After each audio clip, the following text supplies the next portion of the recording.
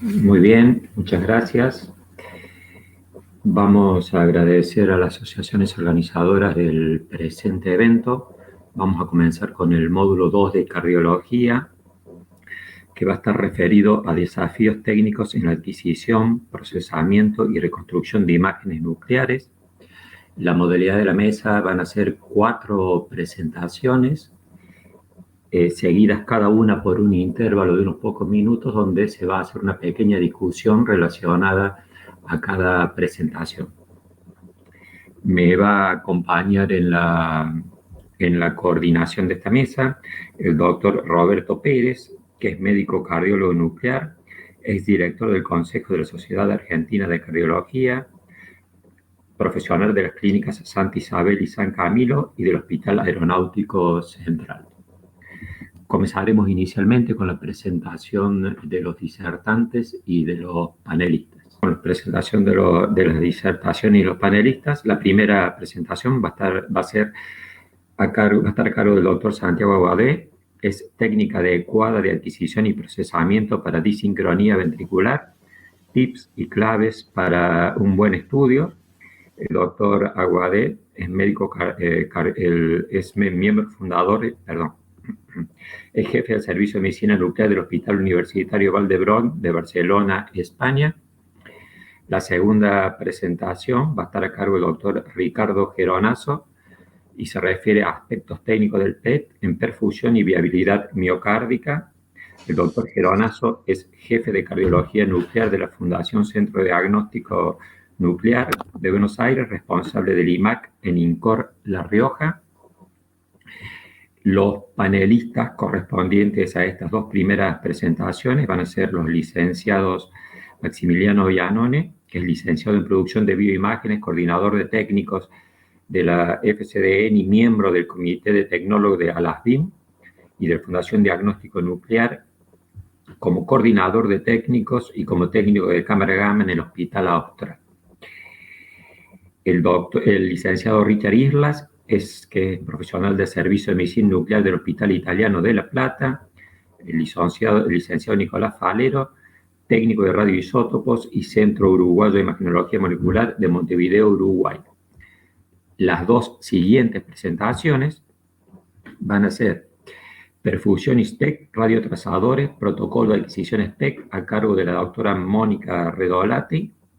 La doctora Redolati es médica nuclear, staff del área de medicina nuclear del Hospital Italiano de La Plata, presidente del Comité de Cardiología Nuclear de la Federación Argentina de Cardiología. Y la última presentación se va a referir a protocolos de adquisición y procesamientos, fusión de imágenes, atenuación y score de calcio, cómo, a quién y cuándo. Los disertantes serán la doctora Natalia Coco y el doctor Agüero. Roberto Agüero. La doctora Natalia Coco es cardióloga y médica nuclear, staff del Servicio de Medicina Nuclear del Instituto de Cardiología de Corrientes, integrante de la mesa directiva de la FAC del Instituto de Cardiología Juana Cabral.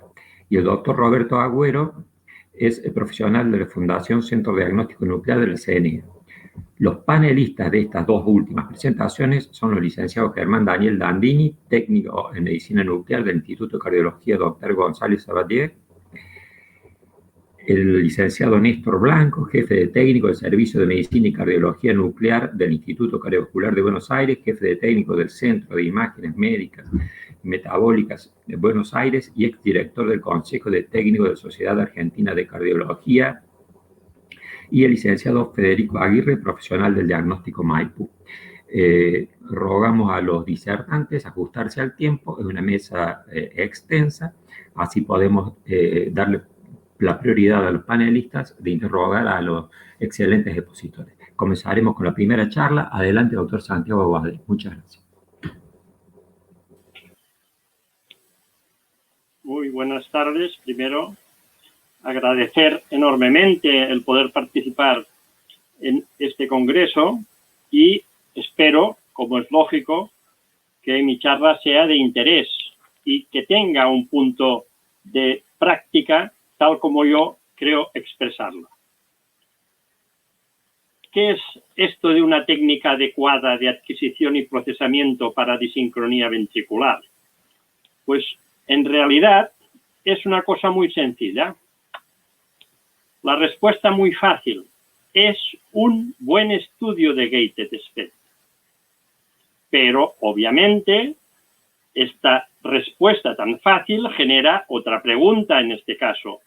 ¿Qué es un buen estudio de gated speed? Ahí es donde radica precisamente los tips y claves de esta presentación. ¿Qué tenemos? Pues básicamente tenemos tres bloques.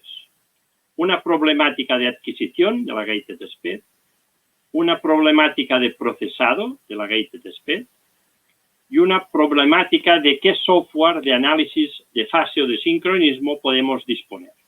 Obviamente haré un resumen final. Vamos a empezar. ¿Cuáles son las problemáticas primeras de una adquisición del gated speed? La primera es el paciente. ¿Por qué? Porque nosotros colocamos el paciente en el equipo, le colocamos los electrodos y tenemos un electrocardiograma que no hace falta que sea arreglado porque no hay que diagnosticar sobre ese electrocardiograma, pero debe tener unas características que permitan diferenciar correctamente el inicio de la onda QRS. Y esto a veces no se da, o no se da porque el sistema de imagen detecta más ondas QRS de las que tocan. Y aquí ustedes pueden ver perfectamente la situación, ejemplo A, donde a mí ya me ha pasado, ya tengo esta situación de una onda T muy picuda, que permite que el ciclo cardíaco sea de QRS a T y otro ciclo del T al siguiente QRS y se va repitiendo. Esto quiere decir que estamos sumando sístoles y diástoles a la hora de hacer la imagen, digamos, del ciclo cardíaco promedio y genera una gran pérdida de función ventricular. Esto es un error que cambiando los electrodos y haciendo que esta T picuda no lo sea, desaparece. De igual forma, puede ser que solo se detecte, como pasa en esta otra situación, la onda T en vez del QRS y estamos empezando el ciclo fuera de donde toca. La curva de volumen es inadecuada, pero probablemente la fracción de eyección se mantiene. Es decir, que hay algunas alteraciones del electro que son muy importantes y otras que no lo son tanto. Otro ejemplo, que no lo he puesto, podría ser la presencia de una espícula de marcapasos que artefactase este ECG. Segundo punto, la tolerancia RR que debe tener el equipo. Hay que colocar esta tolerancia a 90% o superior. Y esto es a razón de poder adquirir prácticamente todos los ciclos existentes independientemente de su frecuencia. Pongo un ejemplo de histograma de frecuencia cardíaca de una fibrilación auricular y un trabajo también conocido, ya un poco antiguo, 2010, pero que permitió que aún con estas alteraciones del electrocardiograma, de esta frecuencia cardíaca anómala en una fibrilación auricular, se puede conseguir un correcto gated speed. Bueno, número de imágenes por ciclo. Habitualmente hacemos 8 imágenes. ¿Mejora si tenemos 16 imágenes por ciclo? Este es el mismo paciente. Según, por ejemplo, el sistema de sincronismo del Emory, prácticamente no hay diferencias significativas en realizar este estudio con 8 o 16 imágenes por ciclo. Es decir, que en esta situación nos daría un poco igual. En realidad yo lo he probado hasta con 24 y lo único que se consigue es que el tiempo de adquisición de ese estudio aumenta, con lo cual podríamos quitar este tema de número de imágenes y nos quedamos con 8 o si quieren ustedes 16. Matriz. ¿Qué matriz hay que usar para esto? Pues prácticamente da igual usar 64 por 64 o 128 por 128. El resultado sobre el sincronismo es prácticamente el mismo. Esto se puede objetivar, pero también fijarse que cambia discretamente, en este caso la fracción de eyección de este paciente es más baja con 128 por 128 que con 64 por 64. Y esto es un efecto de volumen parcial que tienen las imágenes con matriz más pequeña. Aquí hay que estar atentos. ¿Por qué? Porque cuando existe este efecto de corazón pequeño, el efecto de fracción de eyección, como puede ser este caso de 96%, es una exageración. Obviamente, podemos aplicar, como ya está adquirido el estudio, podemos aplicar un zoom de reconstrucción, que cambiando el tamaño de píxel a la salida, nos facilita que disminuya esta fracción de eyección. Esto se debe hacer para el estudio gated convencional. Es una forma de mejorar esta calidad de imagen. Pero esto también afecta, y en este caso sí que afecta, la calidad o la sincronía de ese ventrículo. Cuanto más pequeño y más conjunto es, más agrupado se ve el pico. En el momento que este pico lo ampliamos con el zoom de reconstrucción, se ensancha discretamente.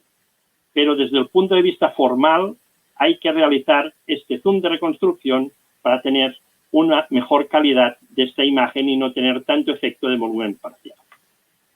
Radiofármaco. Con cualquier radiofármaco se puede obtener un estudio correcto de sincronía ventricular. No tiene ninguna dificultad. Tipos de reconstrucción que podemos hacer. Pues si es filter back projection, una OSEM estándar, un estudio con recuperación de cuentas en profundidad. Esto sí que nos va a afectar. Como veis, el mismo paciente, los resultados no son totalmente superponibles. Sí, los mapas de perfusión, pero no tanto las mapas de fase. Entonces, hay que tener en cuenta qué es lo que vamos a usar y siempre usar el mismo. Corrección de la atenuación. No da mucha alteración si usamos estudios de gated con corrección de atenuación o sin corrección. Hay muy poca alteración del sincronismo ventricular debido a esta corrección. Lo que sí, que cuando aplicamos un estudio con corrección, estamos viendo más miocardio y es más fácil poder objetivar cambios, en este caso sincronismo, en zonas donde la captación miocárdica sea baja. Filtros, otro punto. No, los filtros no tienen ningún impacto o tienen muy poco impacto a la hora de realizar, bueno, filtros se entiende con calidad, pero si usamos un filtro MEDS o un filtro Butterworth, por ejemplo, en un sistema de filter back projection y cogido el más sencillo, pues realmente, si vamos cambiando parámetros, no hay unos cambios muy marcados, sí que hay pequeños cambios, con el cambio de filtro. Los cambios más marcados, más importantes, se dan cuando estamos teniendo filtros donde la imagen realmente se ve ya afectada por esta, digamos, alteración del gated. Cuando la imagen del gated es más correcta, esto ya no hay cambios significativos. ¿Qué software disponemos para poder hacer todo esto? Pues básicamente en el mercado ahora hay varios, pero el que se pueden usar son dos. El SyncTool del Emory Cardiac Toolbox, del cual vamos ya por la versión 4, y desde la versión 2 se dispone de un análisis de sincronía ventricular incorporada a este sistema de procesado del Emory Cardiac Toolbox. Este sistema es muy sólido, ha ido cambiando mínimamente la presentación, actualmente es más escueto o más gráfico. Inicialmente llevaba no solo los datos del paciente, sino también los datos de referencia del sexo para la normalidad de ese histograma. Esto ha ido desapareciendo y han ido añadiéndose una serie de parámetros, como pueden ser la excentricidad o el shape index, que indican el grado de deformidad ventricular existente. ¿Qué parámetros podemos analizar? Pues básicamente el estudio que nos dan la sincronía muestra en este caso 5 parámetros. El pico de fase, que es la marca, digamos, de mayor prevalencia, la desviación estándar de la fase, la anchura de este pico, básicamente, el bandwidth o ancho de banda, que que en realidad es lo que engloba el 95% de los píxeles del histograma de fase. Y luego está simetría, positiva o negativa, y curtosis, que es la morfología envolvente de la curva. Leptocúrtica, que sería alta y picuda, y platicúrtica, si es ancha, digamos, y baja, y mesocúrtica en interno. Es decir, que estos son los datos extraídos a través de un análisis matemático potente de los momentos matemáticos del histograma de fase. El sistema de CEDAR-SINARY del QGS, en este caso, también distribuible en muchos packs del mercado, ya va por la versión 5. Nosotros hemos ido pasando en la historia por todos ellos. Desde la versión 4 a la versión 5 ya dispone de un sistema de análisis del desincronía ventricular en el cual se obtiene un mapa polar de fase y un histograma de las mismas. A diferencia del sistema de Emory, aquí podemos obtener un histograma específico para cada región cardíaca determinada o incluso para cada segmento de los 17 segmentos posibles que conforman el mapa polar. Esto es, digamos, más selectivo de precisión, pero una página con 17 resultados es un poco complejo de analizar. Para ello, el sistema hace muchas cosas más, evidentemente. Facción de dirección, volúmenes, función diastólica, parámetros de excentricidad y de Shape Index que nos indican el remodelado, y también este análisis de fase en el cual podemos ver el mapa polar, el histograma de esta fase, y cuando es normal realmente los parámetros y la visualización es correcta. Pero hay otros programas. ¿Dónde están? Pues básicamente en Japón. En Japón hay dos programas diferentes, el Heart Function View y el Cardio Repro. Son parecidos pero no son iguales. Entonces hay un estudio de Nakajima del año 2017 en el cual nos indica que ha realizado con los mismos pacientes todos los programas y el resultado es que no son intercambiables. Use solo uno. Los valores obtenidos en uno no son extrapolables. Esto es muy importante porque vemos que realmente lo que podría ser muy parecido en realidad no lo es. También tenemos, y aquí pongo dos, diversos artículos de reproducibilidad de estas medidas. Y realmente la reproducibilidad es muy correcta. Con diferentes estudios del mismo paciente para verlo reproducidos varias veces, pues hay una variabilidad interobservador y también interensayo que da una variación menor del 10%. Es decir, que son programas reproducibles. Pero también, y este es otro estudio de japoneses, que como ven tienen mucha tradición en ese aspecto, que aunque se pueden obtener imágenes de sincronismo a través de los estudios gated de estrés y de reposo, tengan en cuenta que siempre se han obtenido en reposo. El señor no está haciendo el esfuerzo cuando estamos detectando, con lo cual son imágenes de post-estrés. Y por otro lado, hay que tener en cuenta, y lo dicen estos señores, que hay que buscar cuáles son los valores de referencia en la población que nosotros creemos que es normal de los pacientes que realizamos y poder definir estos valores. En esta lista de autores de referencia, aparte de Nakajima, Chen, que es del grupo de Ernest García, del Emory Cardiac Toolbook, está Romero Farina, que trabaja con nosotros y hicimos este estudio de normalidad en hombres y mujeres. Así pues, y como resumen global, muy fácil. Buena adquisición del gated speed. Hay que ajustar el tiempo de detección a la dosis administrada, dosis baja más tiempo, dosis alta menos. El mejor electrocardiograma posible, atención al mismo. Revisar la tolerancia. Suficiente con 8 imágenes por ciclo. Suficiente con matriz de 64 por 64, atención al efecto de volumen parcial. Y cualquier radiofármaco, como el que ustedes ven aquí, este estudio con disfunción sistólica, 32% de fracción de eyección, una alteración manifiesta del sincronismo, no está hecha con ningún trazador de perfusión miocárdica. Está hecha ¿con qué? Con un difosfonato. Es un estudio de amiloidosis cardíaca en el cual se puede realizar la detección de gated speed. Correcto procesado del gated speed. planificar siempre el mismo tipo de reconstrucción, de correcciones y de filtro. A poder ser, obviamente, con corrección de atenuación, pero si no se dispone no pasa nada. Siempre con un correcto nivel de cuentas del gated.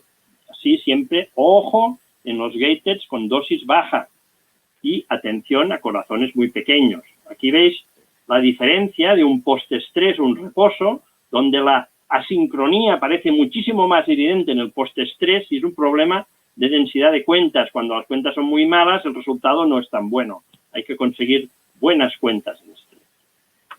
Y por último, seleccionar siempre el mismo software de procesado. Así tendremos, si podemos, disponer de medidas de referencia propias. Nosotros, aquí os presento las nuestras, para hombres y para mujeres. Y evidentemente hay diferencias entre hombres y mujeres en la desviación estándar, el ancho de banda, la simetría y la kurtosis. No así en el pico de fase. Con lo cual, yo creo que esta es la visión global de cómo realizar un buen estudio de gated SPED para tener una correcta adquisición y procesamiento de un estudio de desincronía ventricular izquierda.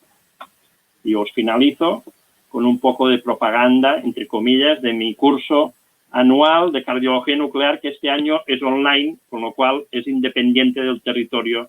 No hace falta venir a Barcelona para hacer esta parte del curso. Muchas gracias por su atención.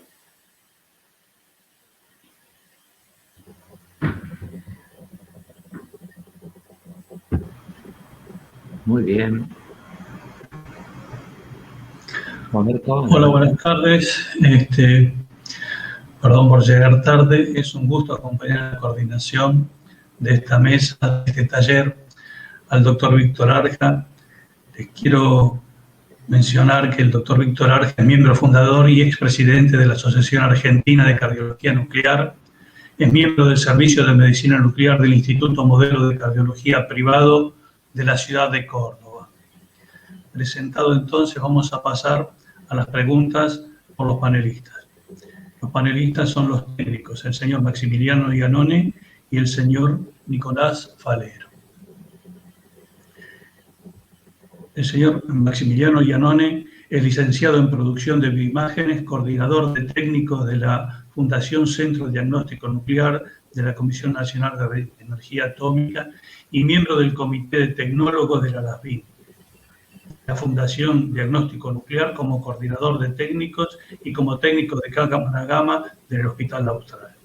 Y el señor Nicolás Falero es técnico en radioisótopos del Centro Uruguayo de Imagenología Molecular de Montevideo, Uruguay. Adelante, los técnicos con las preguntas para el doctor Aguade. Hola, Santiago. ¿Qué tal? ¿Qué tal, Roberto? Muy bien, gracias. Adelante con las preguntas cuando queráis. ¿Están muteados? Doctor Aguade, un placer escucharlo. Muchísimas gracias por la gentil presentación.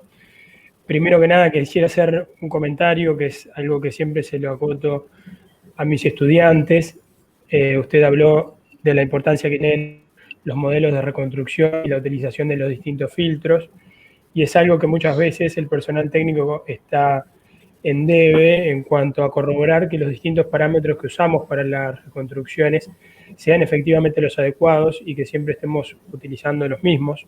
Sobre todo en los filtros Butterworth, que generalmente olvidamos fijarnos cuáles son sus dos parámetros más importantes, que son el orden, la frecuencia de corte, que pueden afectar de manera significativa los resultados semicuantitativos del estudio. Y después quería preguntarle cuál cree usted, ya que habló desde un primer momento sobre la importancia que tiene la buena realización de un estudio de SPECT-CT en los casos de asincronía ventricular, cuál es el impacto justamente que tiene el desarrollo de un buen estudio, tomando en cuenta todos los puntos que usted muy claramente mencionó, para que el médico clínico después pueda someter al paciente a un buen estudio, a una buena terapia de resincronización ventricular, con toda la repercusión clínica que eso tiene en el paciente. Muchas gracias. Bueno, la respuesta es muy fácil. Si se hace bien, siempre sirve.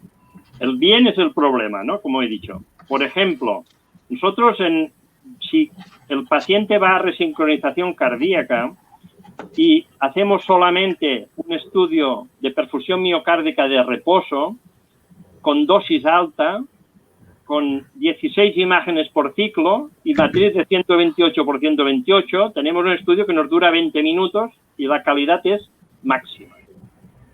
Si hace falta por el biotipo del señor, le añadimos la corrección de atenuación. Pero hay que saber que la reconstrucción de un gated con corrección de atenuación aplicada es lento, son 8 minutos o 7 minutos de reconstrucción, no es instantáneo. Así como el filter back projection nos da la imagen reconstruida enseguida, el iterativo con reconstrucción con corrección de atenuación es lento. Entonces hay que matizar. Si esto se da muy pocas veces, te pones en la óptima situación. Si esto es muy frecuente, pues filter back projection. El sistema es suficiente. Ahora, siempre igual. Siempre misma metodología para obtener estas imágenes.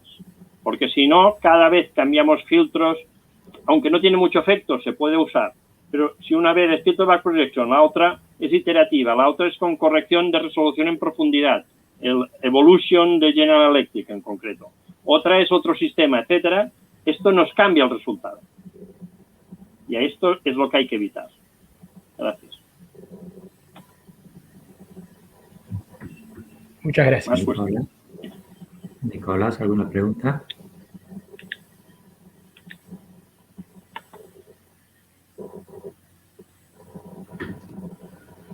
Nicolás Falero, ¿alguna pregunta?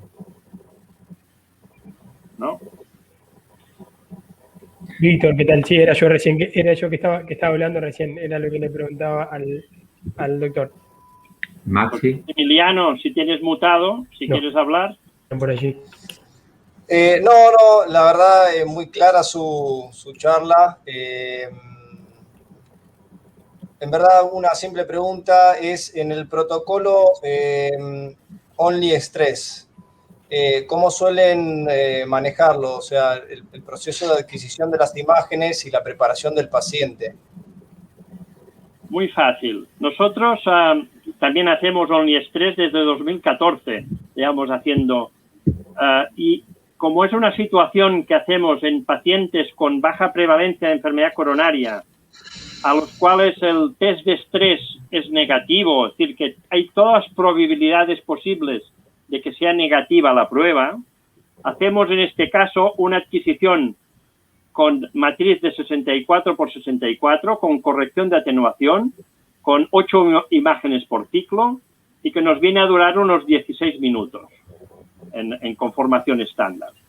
Si esto tiene calidad, incluso haciéndolo con dosis baja, con 8 milicurios que administramos aquí, da suficiente calidad. Si este estrés es totalmente normal, de fracción de eyección, de imagen, digamos, de perfusión, lo despachamos sin hacer reposo.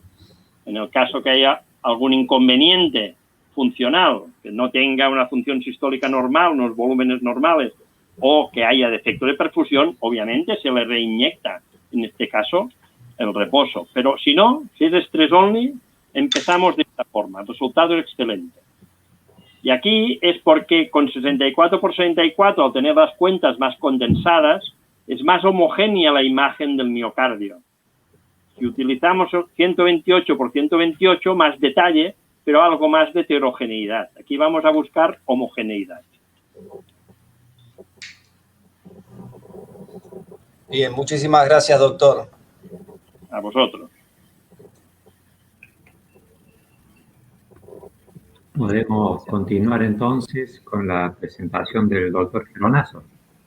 Perfecto. Pues muchas gracias a todos. Muchísimas gracias, doctor Santiago, por la excelente presentación y por la disposición de siempre. Muchas gracias. Hasta luego, Víctor, Roberto, Maximiliano y Nicolás. Chau. Gracias, Santiago. Muchas gracias.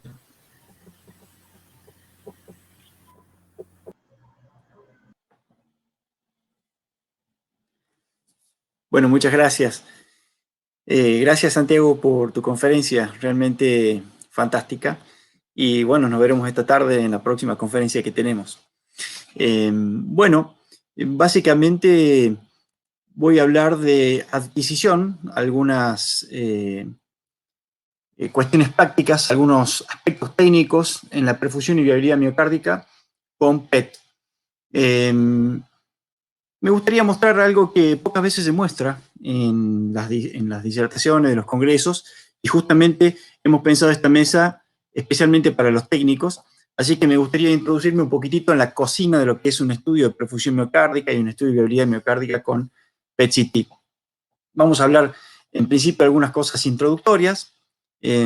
Por supuesto, hacen falta 2 pasos para que funcione bien un estudio de perfusión miocárdica. El primer paso es tener un acceso a la circulación para que nuestro radioisótopo pueda llegar en forma eficaz a la circulación y, por supuesto, en este caso, al miocardio. Y acá tiene mucho que ver el papel del técnico, ya que si tenemos una vía mal colocada o no podemos tener un acceso venoso confiable, el estudio de perfusión miocárdica con PET va a ser dificultoso lograr una buena calidad. A diferencia del SPECT, en donde simplemente puedo hacer una pequeña inyección en el esfuerzo, así sea con una Avocat o mediante una inyección simplemente directamente con la aguja, una aguja subcutánea, una aguja endovenosa, y se acabó la complejidad. En PET el mundo es distinto. Así que vamos a profundizar un poquitito sobre esto. Y el segundo requisito que necesitamos para que esto se dé es que nuestro radioisótopo atraviese la membrana citoplasmática y pueda entrar a la mitocondria donde nosotros queremos que se aloje, así podemos observar las imágenes moleculares que estamos acostumbrados y que tanto nos gustan. Este es un esquema simple de lo que vamos a hablar hoy. Este es un PET-CT, todos los técnicos lo conocen, es un tomógrafo computado fusionado con un tomógrafo de emisión de positrones. Este equipo híbrido es el que nos va a permitir generar imágenes para poder hacer perfusiones miocárdicas y viabilidad miocárdica. Rápidamente voy a mostrarles, vamos a repasar un poquito el concepto básico de la adquisición por PET. Tenemos un núcleo atómico inestable, ¿no es cierto? Una vez que este decae con un positrón, ese positrón tiene un rango, que ese rango varía de acuerdo a cada radioisótopo. Ahora se los voy a comentar un poquitito. Ese rango va a depender de la energía con que se libere ese positrón. Una vez que se libera, interactúa con un electrón del medio y esto genera lo que nosotros denominamos aniquilación. Este proceso de aniquilación entre un positrón y un electrón es lo que nos va a generar los fotones que nosotros vamos a adquirir en el PET. Estos fotones son de energía elevada, son de 511 keV y salen 180 grados uno del otro. Por lo tanto, como el detector de PET, como se los voy a mostrar a continuación, está en la órbita de los 360 grados, o sea, tiene una órbita circular alrededor del paciente, es detectado en forma de coincidencias y esto tiene una ventaja que vamos a comentar un poquito más adelante. Este es el rango del positrón que, como les dije, depende de la energía de aquel y eso va a depender del radioisótopo. Acá es donde ejemplificamos cuál es la detección por coincidencias.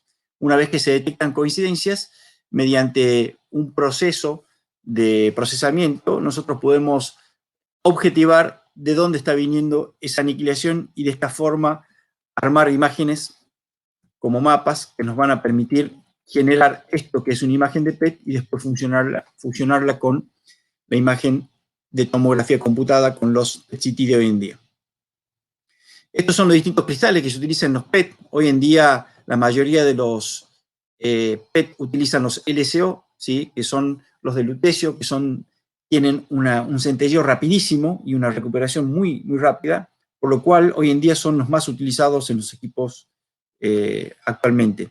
Esto, junto con el tiempo de vuelo, hace que los equipos sean bastante buenos, tanto en resolución temporal como espacial. Aquí están una pequeña lista para que nos acordemos de cuáles son los radiotrazadores más utilizados en PET.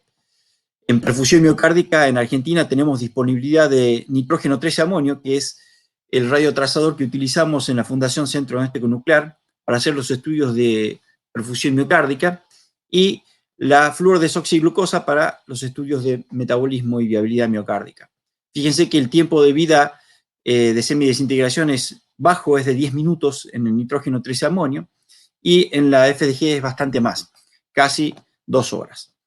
Esta es una gráfica que ejemplifica la fracción de extracción de cada uno de los radioisótopos, y fíjense que el nitrógeno 13-amonio es uno de los que mejor fracción de extracción tiene respecto del radiotrazador ideal, que es el agua, o en este caso el oxígeno 15 agua. Es decir, ¿qué significa fracción de extracción? Que a medida que se incrementa el flujo miocárdico, el radioisótopo es extraído de la circulación y retenido por la célula. Y mientras menos tiene este plató, que es un fenómeno en donde hasta determinado punto se introduce el material radioactivo en la célula, y ahí se genera ese plató en donde no entra más material radioactivo, por eso genera alteraciones, o sea, no es tan fidedigno el flujo miocárdico con este tipo de radiotrazadores. O sea que el nitrógeno 13-amonio es uno de los más parecidos al radiotrazador ideal, que sería el más parecido al agua. Para eso hay que tener esto, que es un ciclotrón.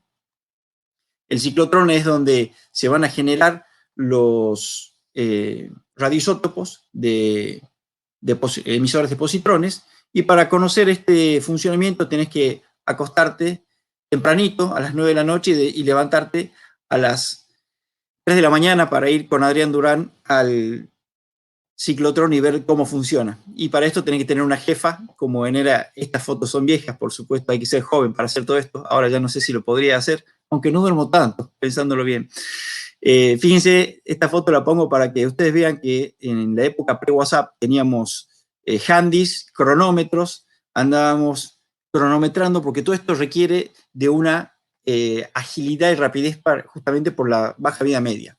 Acá está el anillo de detectores. Este es el PET 1 que tenemos en FSDN, en donde una vez se había fallado un detector. Acá está Mauro Namias arreglándolo, y mientras él lo arreglaba yo dormía la siesta. Así que este es el protocolo de viabilidad y perfusión que utilizamos. Ahora lo vamos a desarrollar un poquitito, pero yo lo que quiero hacer hincapié hoy es en la cocina de cómo generamos todo este tipo de cosas, para que vean qué demandante que es realizar una perfusión miocárdica con positrones, y para que sea una adquisición de calidad. Después vamos a comentar un poquitito más sobre el protocolo en sí. Entonces, para que pase, llega el material radioactivo. Acá está Adrián Durán, ya un poquito más entrado en años. Estas son videos recientes de hace un año posiblemente. Llega el amonio.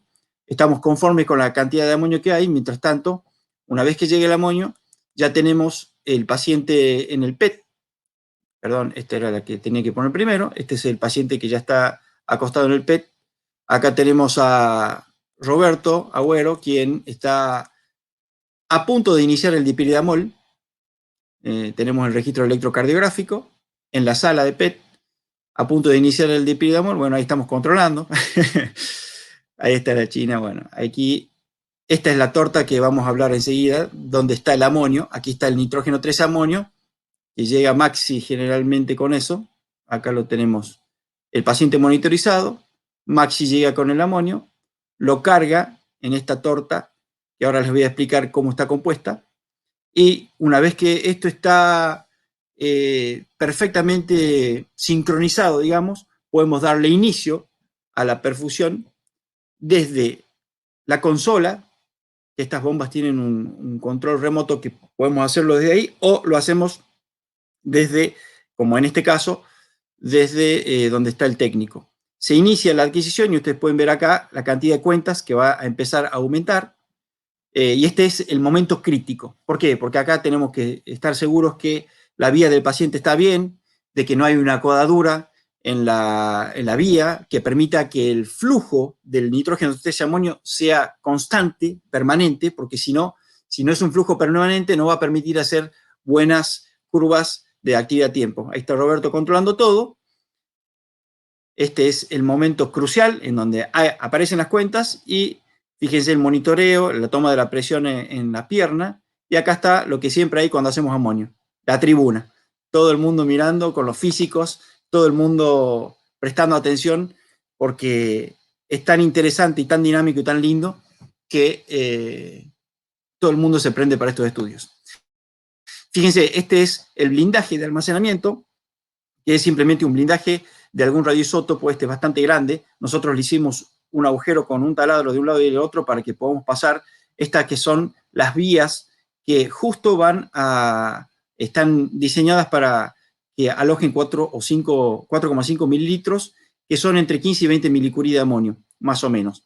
Eso nos permite alojarlo para radioprotección y nos da el tiempo justo para que nosotros podamos acomodarnos e iniciar el estudio en forma, digamos, eficiente y con radioprotección. Acá está la posición en donde queda el paciente, queda la bomba de infusión y después todo el mundo, una vez que Roberto controla la presión arterial, nos vamos para el lado.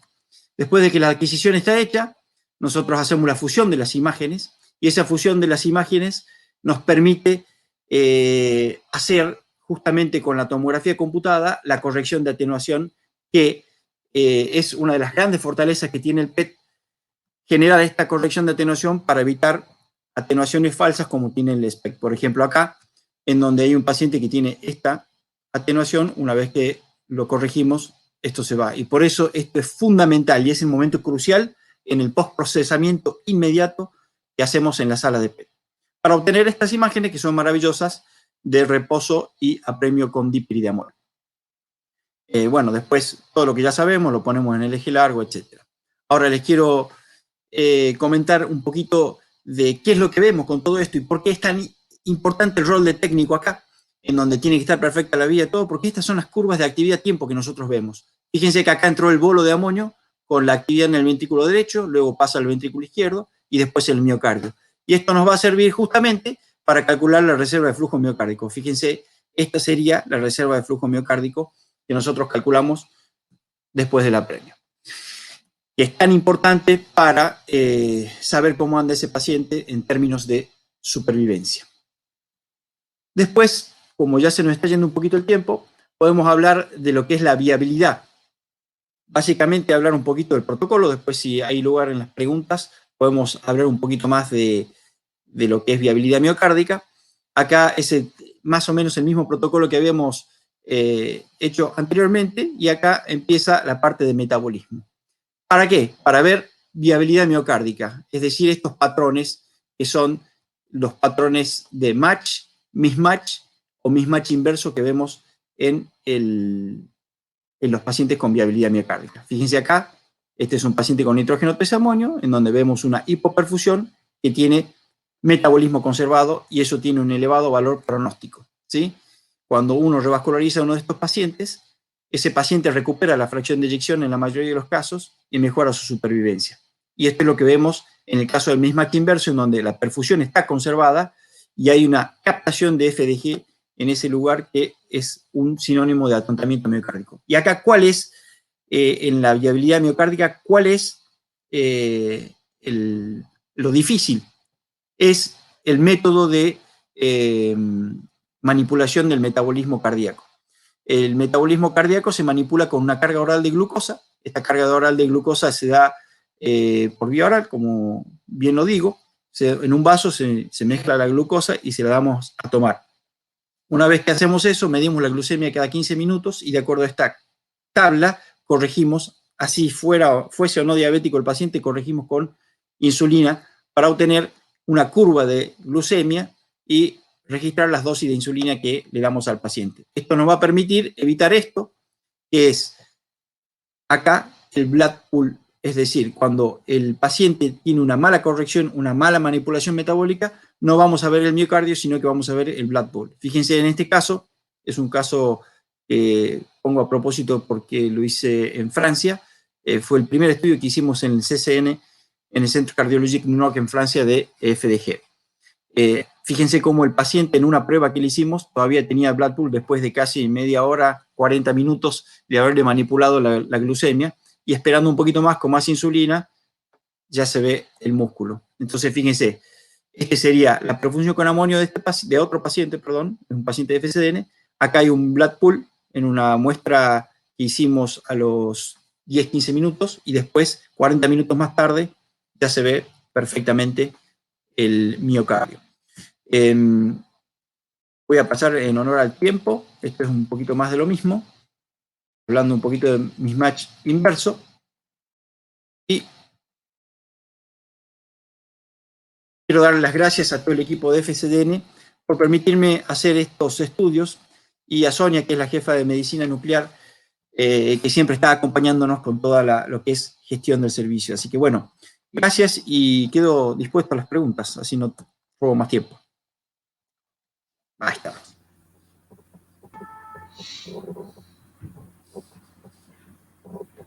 Muy bien, muchas gracias, Ricardo. Vamos a invitar una vez más a los licenciados si quieren hacer alguna pregunta a Ricardo relacionada a la excelente presentación que nos acaba de dar desde el aspecto técnico. Estrella Maxi ahí, ¿eh? A ver, Maxi. Bueno, ¿cómo estás, Ricardo? ¿Cómo están todos? Bien, ¿cómo estás?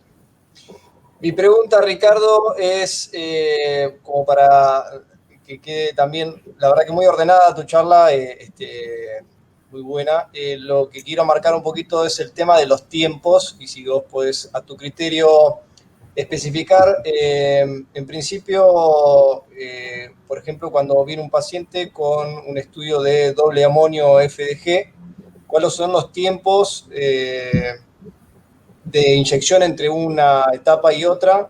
Bueno, te iba a preguntar justamente también cómo manejábamos lo de la glucemia, pero lo aclaraste muy bien en esa última pantalla. Excelente. Bueno, como dije recién, son estudios muy demandantes. Una vez que el equipo está acostumbrado, los tiempos se acortan. Al principio tardábamos 4 horas en hacer un estudio doble amonio y FDG, allá en el año 2008, y hoy en día lo hacemos muchísimo más rápido. En menos de 2 horas el estudio está totalmente realizado. Nosotros, cuando hacemos un estudio de doble amonio con FDG, es decir, buscamos isquemia y también a su vez buscamos viabilidad, lo que hacemos es darle la carga oral de glucosa antes de hacer los estudios de perfusión miocárdica. Entonces ya tenemos que 40 minutos después, cuando ya hemos terminado las perfusiones miocárdicas, podemos empezar a manipular la glucosa y el metabolismo miocárdico para hacer la inyección de FDG luego de los 2 perfusiones. O sea, hacemos la primera perfusión, después a los 40 minutos la segunda, y después estamos inyectando la FDG más o menos 1 hora más tarde. O sea que en total, en 2 horas tenemos hecho todo el estudio de doble amonio FDG. Y bueno, la manipulación de la glucemia es lo más difícil, sobre todo en pacientes diabéticos. Pero bueno, lo que yo no mostré por falta de tiempo es que nosotros en FSDN hacemos siempre una prueba del minuto. Es decir, cuando el paciente ya lo tenemos con la FDG, está todo en tiempo perfecto, lo subimos a la cámara, hacemos 1 minuto de adquisición y vemos si la FDG está en miocardio. Si está en miocardio, proseguimos para que no esté todo el estudio, y si no está en miocardio, lo sacamos de nuevo al inyectorio y a manipular la glucosa. Eso es clave, la prueba del minuto. Clarísimo, Ricardo, gracias. Gracias, Ricardo. ¿Alguna pregunta, Nicolás? Ricardo, ¿qué tal? Encantado, un placer escucharte. Aprovecho la oportunidad para agradecerte a ti y también a Maximiliano esta invitación que me han hecho a participar junto con ustedes del Congreso.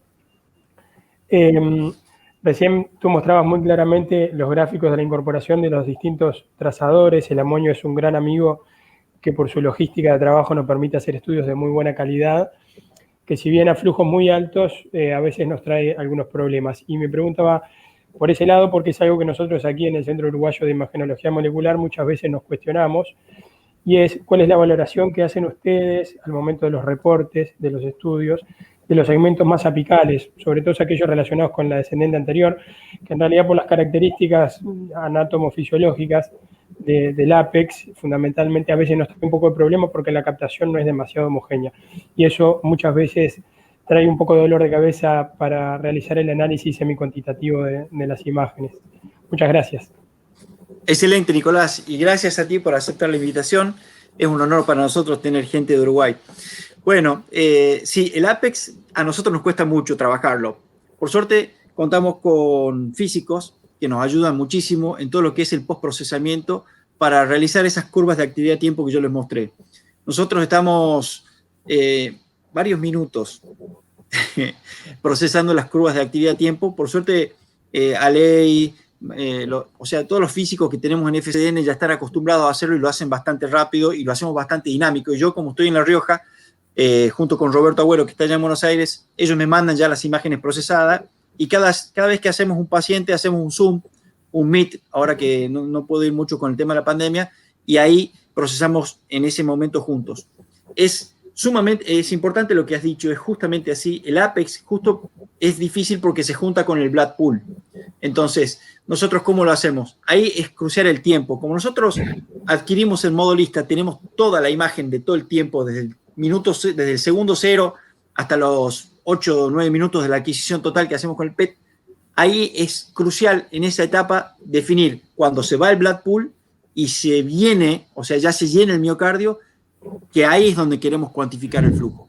Entonces, es todo un desafío, por eso es interdisciplinario. Trabajamos con los técnicos para que todo salga bárbaro en la parte de la adquisición. Ya te digo, porque si algo tan banal como que la vía esté un poquito acodada, hace que las curvas de actividad-tiempo sean malas, porque la bomba de infusión cambia la velocidad, hemos hecho varias veces, hemos tenido que repetir estudios porque la velocidad de la bomba no era la adecuada, justamente por eso tan banal como una vía. Pero es bastante, digamos, difícil, pero se logra, y se logra bastante bien una vez que uno ya tiene experiencia, lograr las curvas de actividad-tiempo y poder procesar eso. Obviamente todo va a depender de que estén bien alineadas con la tomografía, porque si están bien alineadas con la tomografía, mientras mejor alineada está, mejor son las curvas, porque no estás midiendo una zona que hay misregistration, que es como le dicen los norteamericanos. Así que sí, es desafiante, pero nosotros tenemos mucha experiencia en hacerlo y verdaderamente en los últimos 2 años no hemos tenido casi problemas en cuantificar el flujo absoluto en todos los segmentos, en los 17 segmentos miocárdicos, salvo excepciones que son pacientes que tienen mucho pulmón, por ejemplo, bueno, o tienen necrosis del ápex, grandes necrosis del ápex, en donde ahí sí ya se superponen muchas cosas. El nitrógeno 3 amonio, cuando hay mucha insuficiencia cardíaca, se ve mucho pulmón. Y también se ve mucho hígado normalmente, o sea que también hay que ser muy estricto con el tema de la corrección de atenuación para que eso no superponga sobre los segmentos. Así que, excelente, Nicolás. Espero haber respondido más o menos. ¿Alguna otra pregunta? Claramente. Bueno, eso que dijiste nos trae muchos problemas a nosotros también. Ricardo, excelente. En tu charla, en la presentación, recién habías dicho que te ibas a acomodar en función del tiempo para no excederte. Te comento que estamos muy bien con el tiempo. Habías dicho que podías dar algunos conceptos técnicos. Si nos querés ilustrar con esos conceptos técnicos relacionados a viabilidad, van a ser muy bueno, bien. Bárbaro. Ustedes pueden ver mi presentación. A ver, les muestro un poquitito más de lo de la viabilidad. Esto es básicamente para comentarles qué es lo que ocurre cuando el miocardio normal está en ayunas. El miocardio normal en ayunas no capta FDG. Es decir, el miocardio se alimenta de ácidos grasos que son ácidos grasos libres. Entonces, si yo inyecto FDG en un paciente que está en ayunas, con 6 o 12 horas de ayuna, que es lo que normalmente nosotros pedimos, no vamos a ver nada. Por eso nosotros tenemos que hacer un switch metabólico, y ese switch metabólico del miocardio es que ingiera glucosa. Entonces, a darle la carga oral a la glucosa, el miocardio cambia su metabolismo y en vez de ácido graso, come glucosa, se alimenta de glucosa. Es ahí en donde nosotros tenemos que optimizar el tiempo y buscar el lugar justo en donde inyectar la FDG para que sea captada como glucosa. Lo que sí no sirve con no se va al ciclo de Krebs, porque al estar marcada con el flúor 18 queda retenida dentro de la mitocondria y por eso podemos ver nosotros en esas células viables el metabolismo miocárdico. O sea que básicamente ese concepto del switch metabólico en la viabilidad miocárdica es fundamental. No sé si habrá preguntas del público.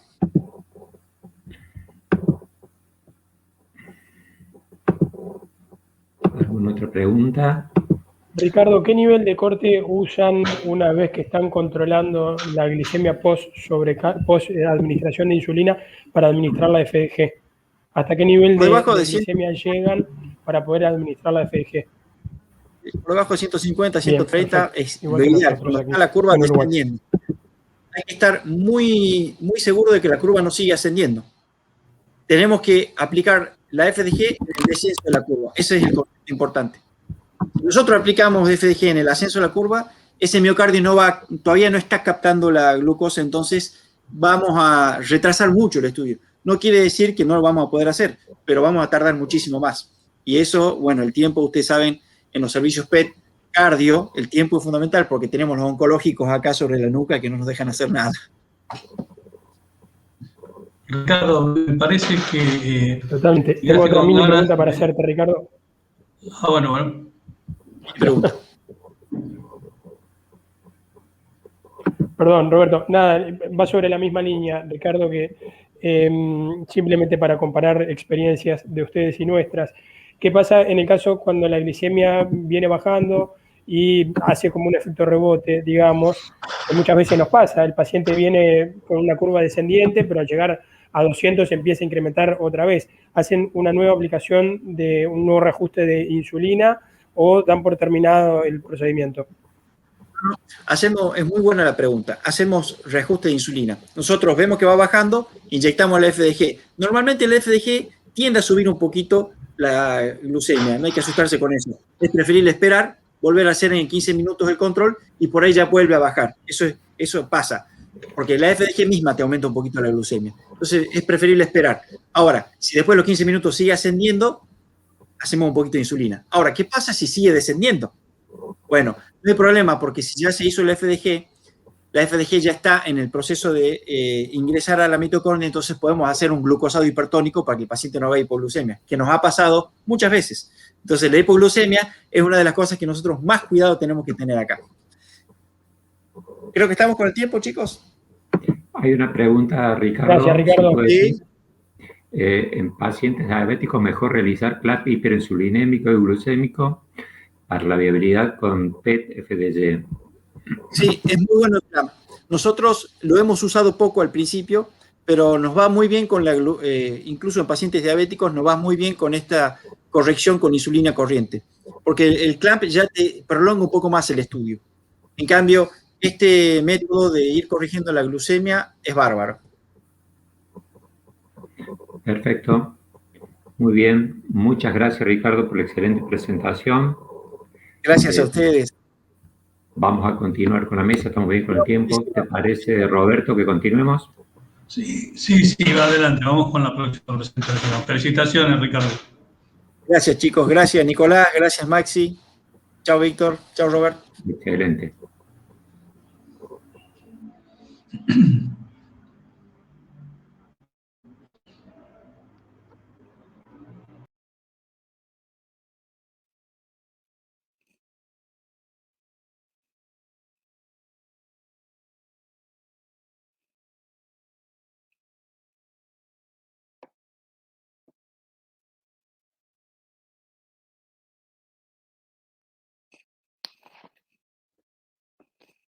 Buenos días a todos. Bueno, vamos a comenzar y antes quiero agradecer al comité científico por haberme invitado a participar de este congreso. Lo que destaca la medicina nuclear es la capacidad de mostrar la función, la fisiología y el metabolismo. Como sabemos, la medicina nuclear es una modalidad de diagnóstico por imágenes que utiliza sustancias radioactivas como fuente energética. Los diferentes isótopos son incorporados al organismo solos o ligados químicamente a sustancias que se incorporan a procesos fisiológicos o bioquímicos específicos. Los sistemas de detección son únicamente rastreadores de la distribución espacio-temporal del radiofármaco. El poder de la medicina nuclear radica en su capacidad de poder expresar dicha distribución como evidencia de una patología o una normalidad de nivel molecular. Por lo tanto, la calidad de información que ofrece está ligada a la calidad de los radiofármacos que utilice y la capacidad del equipamiento para describir dicha distribución. La enfermedad coronaria, como sabemos, es responsable de 1 cada 5 muertes. Se estima que más de 16 millones de pacientes que tienen ANCOR crónico estable, alrededor del 3.5% puede tener una frecuencia anual de infarto. Más de 1 millón de pacientes tienen un infarto y los costos por hospitalización son elevadísimos. Por lo tanto, ¿qué es lo que debemos esperar de un estudio de perfusión miocárdica? Estos estudios nos van a aportar información adicional a la clínica aportada por el paciente para establecer un diagnóstico de enfermedad coronaria y aparte brindarnos herramientas para estratificar el riesgo, ya sea de muerte o infarto, en virtud de adoptar distintas medidas apropiadas para poder reducirlo. Dentro de lo que son las bases físicas, sabemos que los radionucleídos son átomos radioactivos que al desintegrarse emiten una determinada radiación que es característica para cada uno de ellos. Que una de las formas de emisión de la radiación es la radiación de rayos gamma o de fotones, que la vida media de un radionúclido corresponde al tiempo requerido para que el número total de átomos radioactivos de un determinado elemento disminuya a la mitad, lo que equivale a la mitad de la radiación inicial emitida. Y esto puede ir desde menos de 1 segundo hasta cientos de años. En cuanto a las bases físicas, esto es lo que estamos viendo, un núcleo que se encuentra inestable, emite partículas, tanto alfa como betas, o la emisión de fotones buscando la estabilidad. Los fines terapéuticos habitualmente utilizan partículas, mientras que los fines diagnósticos utilizan fotones. La desintegración radioactiva responde a las leyes estadísticas y sus propiedades son independientes de cualquier influencia del entorno. Esta es una propiedad característica para cada nucleído en particular. Ocurre con una determinada probabilidad que es propia de cada nucleído, y por lo tanto nos permite definir una constante de desintegración para cada uno de ellos. Lo vamos a cuantificar según la actividad, que es el número de núcleos que desintegran por unidad de tiempo, y esto utilizaremos distintas unidades que puede ser el Becquerel o el Curie. Los radiotrazadores son compuestos que van a tener 1 o más átomos radioactivos que permiten la detección y la medición, que esa radiación emitida es identificable por un sistema externo y que va a tener una finalidad diagnóstica o terapéutica. Por lo tanto, el radiofármaco va a tener el radiotrazador, que es un nucleído obtenido a través de un reactor nuclear, ya sea los generadores que utilizamos frecuentemente en medicina nuclear, que es el de molibdeno-tecnesio, o salidos a partir de ciclotrones, como puede ser el talio, o los positrones. Y el fármaco, que es un compuesto que está liofilizado con la afinidad por un órgano. Entonces, definimos radiofármaco como aquella sustancia que es capaz de incorporar átomos radioactivos, que seguirá una ruta metabólicamente determinada, de manera que nos permitirá realizar una evaluación funcional de un determinado órgano. En esta imagen podemos ver los distintos órganos y cuáles son aquellos radiofármacos ávidos por cada uno de ellos. El radiotrazador de flujo ideal que nosotros tenemos para los estudios de perfusión miocárdica es aquel que sea capaz de acumularse en el miocardio de forma proporcional al flujo sanguíneo, de tener un adecuado clearance de manera que no se depure con demasiada rapidez de la célula, que tenga un bajo nivel de actividad en los órganos adyacentes al corazón, ya sea hígado y pulmón, y que tenga una energía óptima para detectarse por una cámara gamma y estar disponible fácilmente. Ahora, ¿qué características tienen que tener estos radiotrazadores y radiofármacos? De acuerdo al tipo de emisión radiactiva que tengan, o los utilizaremos para estudios diagnósticos, ya dijimos los fotones o los positrones, y terapéuticos, la emisión de partículas. La energía de emisión, para las cámaras gamma de tipo convencionales, utilizamos fotones gamma de alrededor de 80 a 250 keV. La vida media hace relación efectiva, hace relación a poder tener imágenes en corto tiempo. La concentración radiactiva hace referencia a tener una alta concentración en poco volumen, y eso disminuye la presencia de pirógenos del preparado, que tenga una gran estabilidad tanto in vivo como in vitro, que tenga un elevado cociente diana-fondo, o sea, que realmente vaya al órgano diana, al órgano que nosotros queremos estudiar. La disponibilidad hace cuenta de aquel radiotrazador que es producido en un lugar, puede ser lejano, que tenga aquella estabilidad para poder soportar el transporte y que sea accesible y que pueda utilizarse con frecuencia. las distintas formas farmacéuticas, como pueden ser inyectables, orales o aerosoles, las formas de administración, endovenosa, que es en su mayoría, subcutánea, oral o inhalatoria, y después el mecanismo de captación de la célula, que puede ser tanto por fagocitosis, transporte activo o difusión simple, que es lo que vamos a ver más adelante. El generador es un sistema que permite obtener un radionucleído de vida media corta, el radionucleído hijo, a partir de la desintegración de otro radionucleído de vida media más larga, que es el radionucleído padre. Este es un ejemplo del generador de molibdeno tecnesio. Por lo tanto, el generador tiene en la mitad una columna de aluminio donde queda absorbido el molibdeno 99, que decae por emisión beta negativa tecnesio 99 metestable. Entonces, esto permite al Servicio de Medicina Nuclear recibir un generador por semana y trabajar de forma cómoda, eluyendo la actividad todos los días. Y el fenómeno de la elusión es lavar esta columna del generador con solución fisiológica, arrastrando el tecnesio y dejando el molibdeno en los discos porosos. Los trazadores que nosotros utilizamos en la perfusión miocárdica es el talio y el tecnesio 99 metestable, unido a un fármaco que puede ser tanto el MIB como el tetrofosmin. El talio. El talio tiene propiedades biológicas similares a las del potasio. Es producido por un ciclotrón, el decaimiento es por captura electrónica y tiene una vida media muy larga de 74 horas, o sea, tiene una dosimetría alta, por lo cual debemos utilizar bajas dosis. Emite fotones en su mayoría de alrededor de 80 keV. Por lo tanto, el talio tiene atenuación de partes blandas, pobre calidad de imagen, pero tiene una virtud que es una gran exactitud diagnóstica para estudios de viabilidad miocárdica. El transporte hacia el interior de la célula es predominantemente activo a través de la bomba de sodio-potasio ATPasa y luego de esta administración endovenosa la cinética se puede dividir en dos fases. La fase de distribución, donde la célula miocárdica capta el talio proporcional al flujo sanguíneo, la concentración máxima la encontramos alrededor de los 5 minutos luego de la inyección y luego de los 10 minutos, 10 a 15 minutos, comienza el fenómeno de redistribución, que se relaciona con el gradiente de talio entre el miocito y la sangre.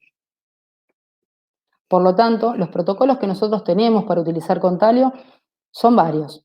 El primero, donde tenemos el esfuerzo, la administración del talio, la imagen, y una imagen posterior luego de las 4 horas. Y en algunos pacientes, sobre todo en aquellos que uno considera demasiado isquémicos, puede utilizarse el fenómeno de reinyección y una nueva adquisición de imágenes. En el ejemplo del medio, la imagen de esfuerzo, la inyección, la imagen del esfuerzo, la reinyección y la toma de imágenes, tanto a las 4 horas como luego de las 24 horas.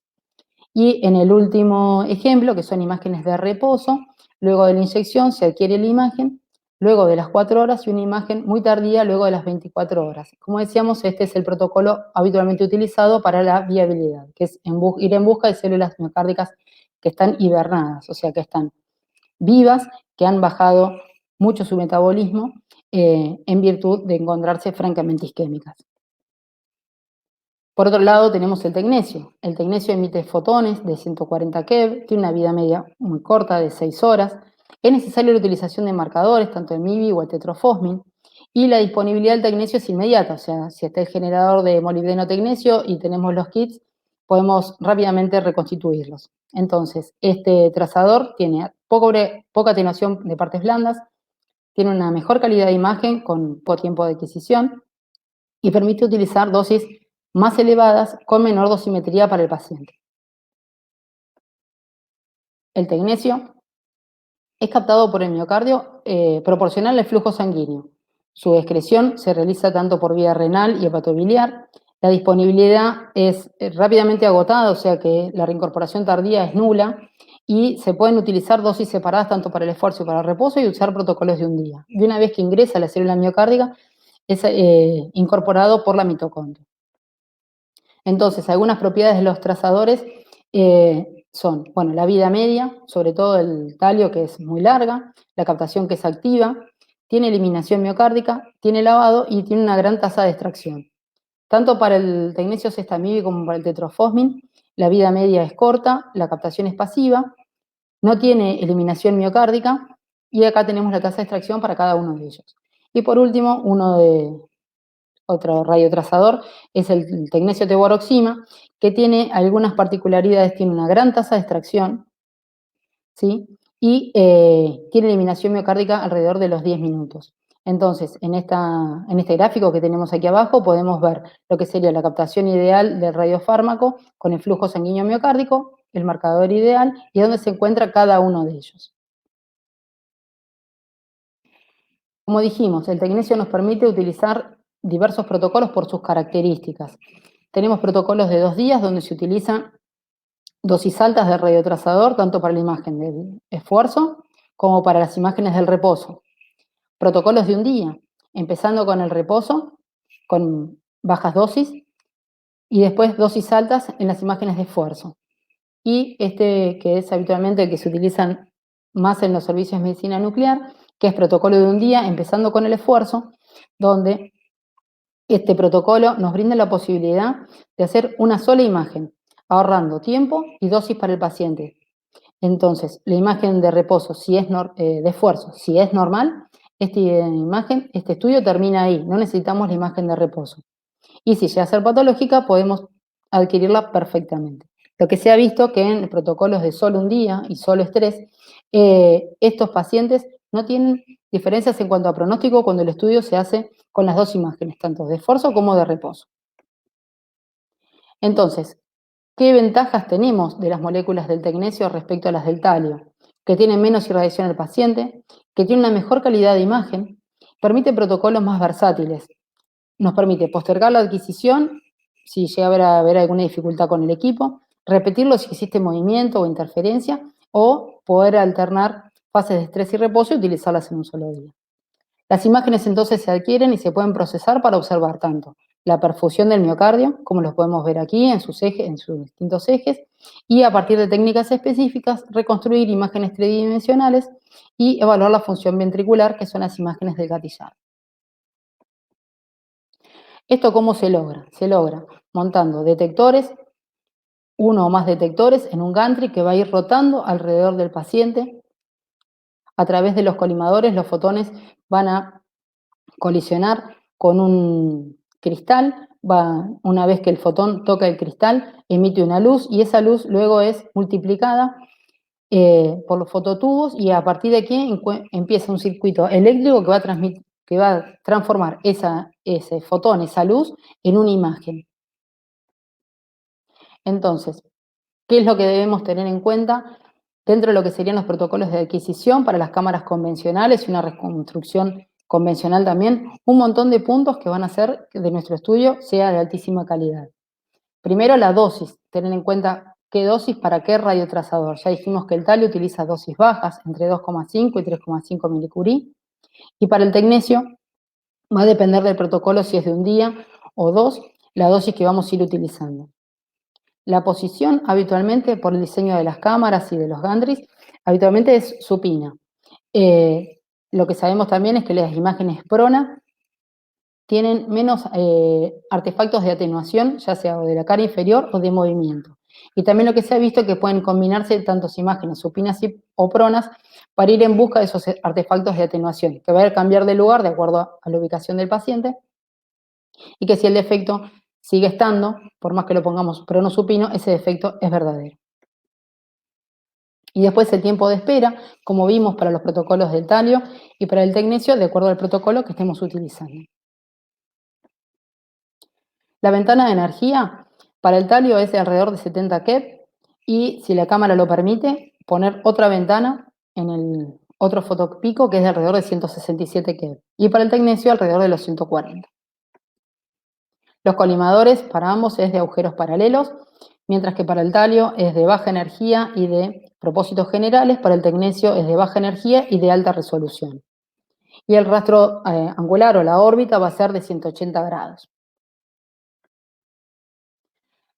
De acuerdo a esto vamos a tener 2 tipos de órbita, puede ser circular o no circular. La órbita circular, el diámetro se mantiene fijo, está más lejos del paciente, pierde algo de resolución espacial, y la órbita no circular encuadra más al paciente, se acerca más y mejora la resolución espacial de esa imagen. El tamaño del píxel, ya lo vimos, 6,4 más menos 0,4 milímetros. El tipo de adquisición es que puede ser continua o la forma de step and shoot. La forma continua adquiere, mientras va girando la cámara, va adquiriendo las imágenes, no tiene tiempo muerto y toma una gran cantidad de cuentas. Y la segunda forma, que es la de step and shoot, la cámara va adquiriendo mientras está quieta, mientras está fija. Pone tiempo muerto, que es mientras va cambiando de ángulo. La matriz, como lo vimos, es de 64 por 64. El número de proyecciones va a depender del radiotrazador utilizado. Y el tiempo de proyección para los estudios va a depender de obtener una buena cantidad de cuentas en poco tiempo y también teniendo en cuenta la capacidad del paciente para poder mantenerse inmóvil. Y el gatillado, que era el último de los puntos que nos quedaba, sabemos que los compuestos tecnesianos permiten una gran cantidad de cuentas. Esto, al adquirir las imágenes, nosotros podemos combinar con el electrocardiograma y tomar los distintos CRR y eso fraccionarlos ya sea en 8 o en 16 segmentos y luego por el procesado tener imágenes tridimensionales y el movimiento. Y eso nos va a permitir ver la motilidad parietal, el engrosamiento, los volúmenes ventriculares y la fracción de eyección.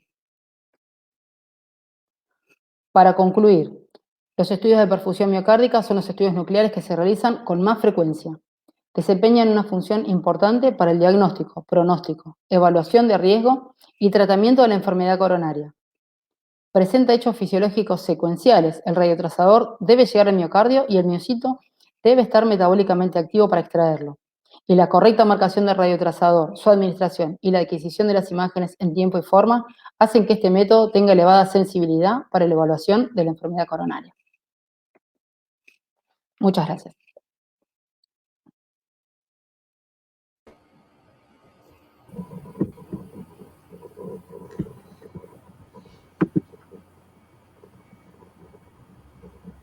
Muy bien, muchas gracias. Gracias, Mónica. Vamos a comenzar la discusión con el panel. Si tienen alguna pregunta, Néstor, Richard, Federico.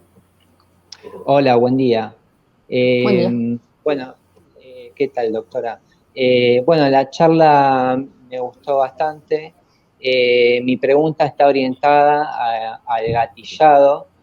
Si usted considera que es más oportuno gatillar un estudio de perfusión miocárdica en la fase de reposo o en esfuerzo, en ambas o en dosis alta.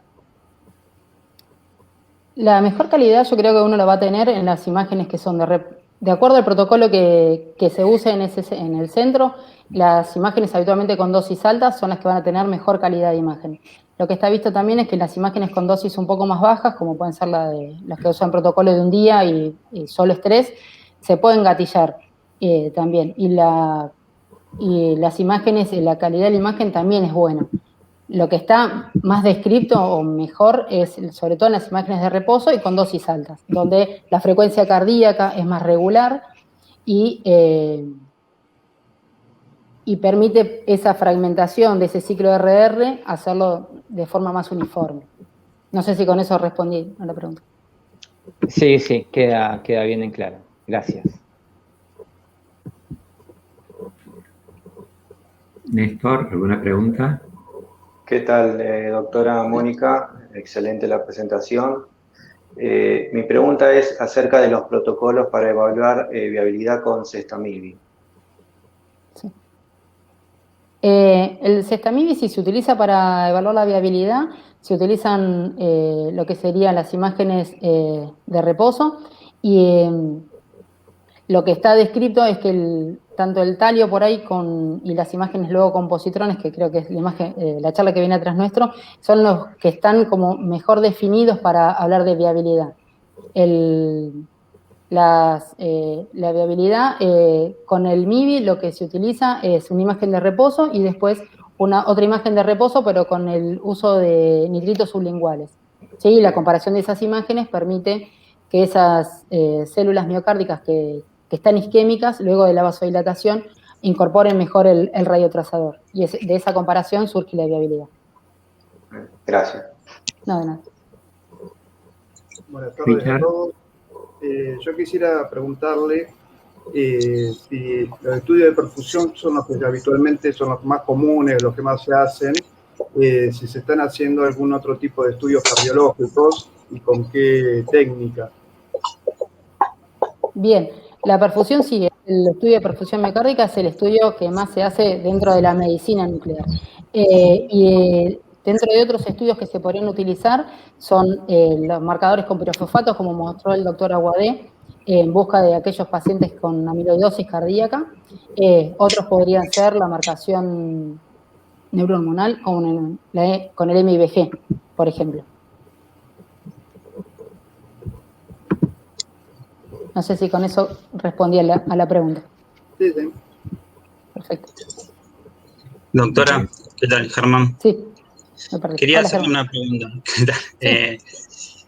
Mire, no entendí bien la parte cuando dijo en qué momento utilizaba el prono y supino. Si lo utilizaba también, si los pacientes siempre, por ejemplo, utilizan la posición de supino en todos los pacientes, tanto en hombre como mujer, o si, según defectos, por ejemplo, normalmente la posición supina sabe dar un defecto en la cara anterior. Sí. Entonces, ¿qué hacen? ¿Lo rotan y ahí corrigen ese defecto tanto con la otra imagen?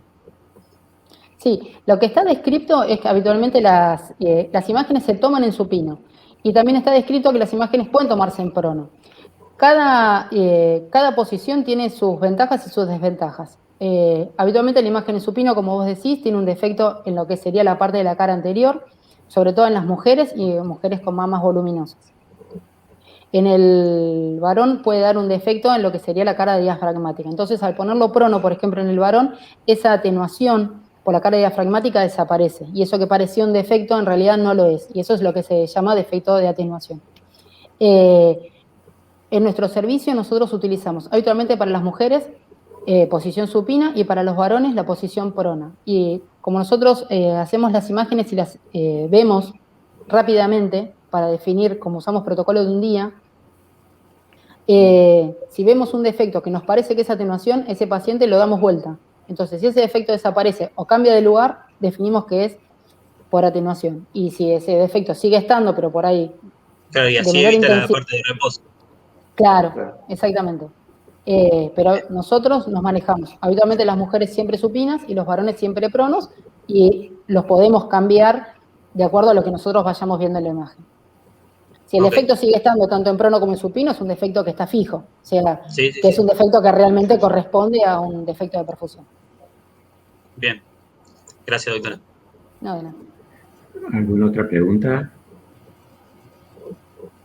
Con respecto a ese último tema, Mónica, te contamos, nosotros habitualmente lo que hacemos es iniciamos todas las adquisiciones en dorsal. A los varones, a prácticamente todo le hacemos el ventral, justamente porque a veces en las adquisiciones dorsales puede aparecer, como dijiste, un defecto en la pared anterior y demás, y si bien uno generalmente ya tiene reconstruida la imagen de cuál es el prono normal y cuál es el supino normal, a todos los varones los terminamos haciendo la imagen ventral y de esa forma nos aseguramos. En la mujer, si aparece un defecto también sospechoso, también la hace. Bueno, recordemos que los defectos de atenuación por tejido blando es por la interacción de la radiación con la materia. Entonces, cualquier cosa que se interponga entre el rayo, que en este caso está saliendo del corazón, y el detector, si hay interacción de la radiación con la materia, va a generar un artefacto de atenuación, aparte de lo de movimiento, etc. En la mujer, cuando el defecto de la pared anterior sospechamos que pueda no ser mamario, también solemos hacer ventral, y en caso de que no se resuelva, solemos hacer decúbito lateral derecho. Recordemos que la mama tiene muchas variantes que pueden producir atenuación. El tamaño de la mujer, la densidad de la mama, la ubicación exacta, el desplazamiento cuando lo ponemos para un lado o para el otro. Por supuesto que todo eso depende de cómo esté uno con los tiempos del servicio, ¿no? Sí, tal cual. Y bueno, también le está la posibilidad, por ejemplo, de hacerlo en 2 días. O sea, Exacto. en aquellas pacientes, digo, que el estudio de ergometría es normal, la perfusión parece normal, tiene un gatillado que es normal y tiene que ser atenuación mamaria, por ahí nosotros lo hacemos en 2 días, exactamente con la misma dosis, para tener la misma imagen. Entonces decir, bueno, tanto en reposo como en esfuerzo está, bueno, y muchas veces eso se aclara también en el informe, ¿no? Exacto. Porque después por ahí que ve la foto dice, pero acá hay un defecto que está tanto en una como en la otra, y bueno, que me parece que también eso es importante. Perfecto. ¿Alguna otra pregunta? ¿Te parece que continuemos, Roberto? Sí, estamos muy bien de tiempo. Si no hay más preguntas, continuamos. Muy bien. Muchísimas gracias, Mónica, entonces. Gracias, Bueno. Néstor, Richard. Muchas gracias. Felicitaciones. Muy bien. Muy bien, Muchísimas Mónica. gracias. Felicitaciones. Gracias, Gracias. Fede. Germán.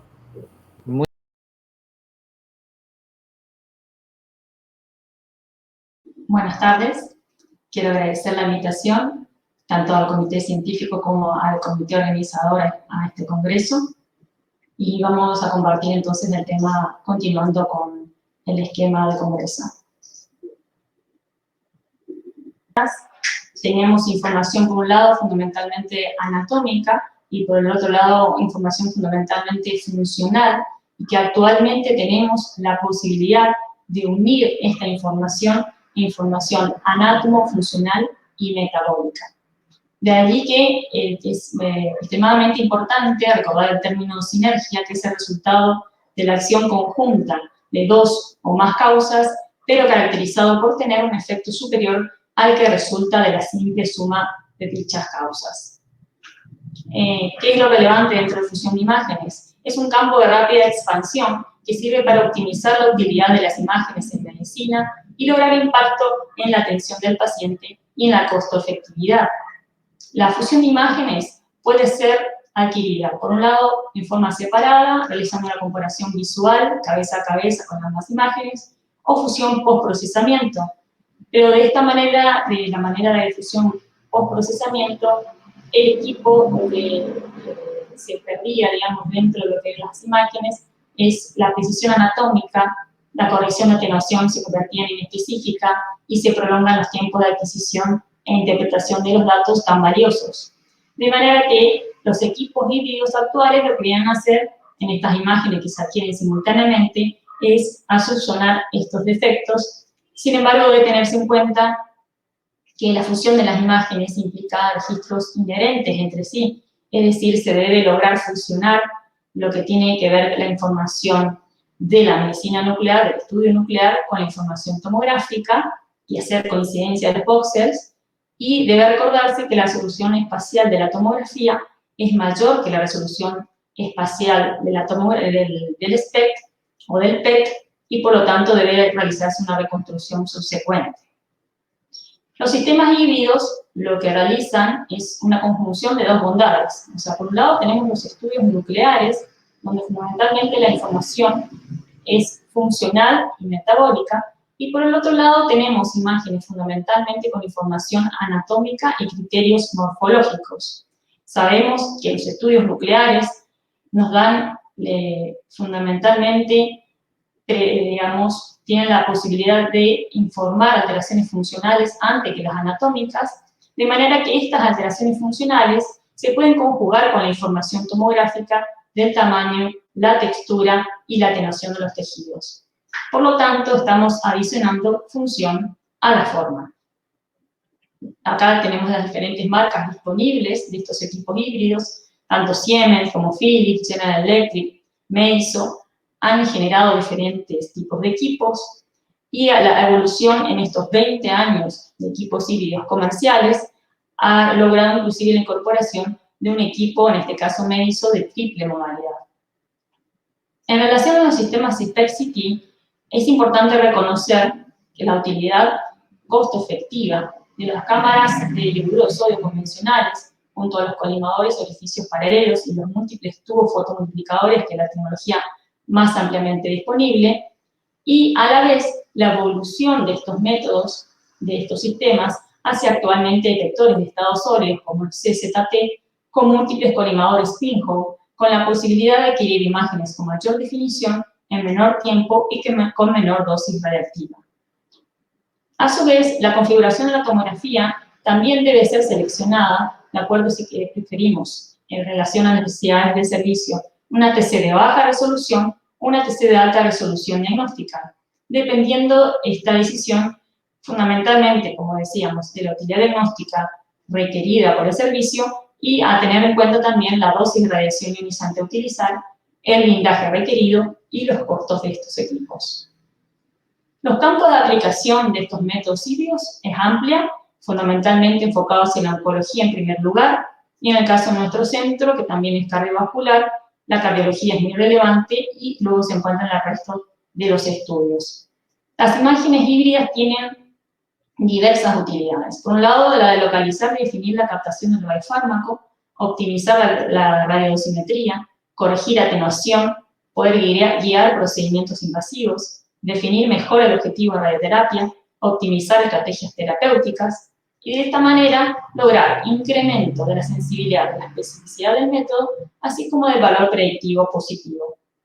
A su vez, dentro estrictamente de lo que es cardiología nuclear, tenemos que en un solo procedimiento podemos lograr imágenes de perfusión miocárdica con corrección de atenuación y avanzando con los tomógrafos de mayor cantidad de cortes, tomógrafos diagnósticos, la posibilidad de contar con score de calcio de arterias coronarias, la angiotomografía, imágenes de difusión y localización, así como viabilidad miocárdica. En nuestra experiencia realizamos habitualmente protocolos días, utilizamos tecnesio o cestamidi, realizamos físico o farmacológico, dependiendo del criterio del médico derivante, y hemos requerido realizar diversos cambios en la pandemia, fundamentalmente teniendo en cuenta las grandes dificultades que tienen para el traslado de la estadía de los pacientes, así que ha virado hacia protocolo más que nada un día y fundamentalmente farmacológico. Este es uno de los dos equipos para contar nuestra experiencia que contamos en el servicio. Es un equipo Siemens Intego con una cámara de doble cabezal y tiene 2 cortes. En relación a la utilidad de este equipo, cuenta con un Smart Zoom. El Smart Zoom, algo fundamental que tiene es la posibilidad de magnificar el área cardíaca, y esa magnificación del área cardíaca logra inclusive la captación de 4 veces más cuentas que un colimador convencional. A su vez, tiene la posibilidad, a diferencia de otros tipos de colimadores similares, de evitar lo que es el efecto de truncado en la periferia. Otro detalle más es que el IQ-SPEC genera un ángulo, una órbita cardiocéntrica, evitando así generar un centro en forma automática y por lo tanto generando fundamentalmente información a partir del área de interés, en este caso el área cardíaca. La reconstrucción en sí, como muestra en la tercera imagen, se realiza a partir de una reconstrucción iterativa y en este caso nos permite realizar un método que se llama Flash 3D. Para ir a un caso en particular, en relación a un paciente de 69 años, de sexo masculino, con índice de masa corporal de 27, antecedentes de infarto, sintomático por episodio de Angor, un episodio único hace una semana, derivado por el médico que lo atendió en el servicio de emergencia, que desconocía sus antecedentes clínicos, y solicitó una imagen de estrés farmacológico de reposo. Se realizó un protocolo de un día sin nitritos. Bueno, vemos fundamentalmente que el paciente presenta varios defectos de perfusión, fundamentalmente a expensas de lo que es la cara anterior, la cara inferior, inferoseptal e inferolateral, y también el casquete apical.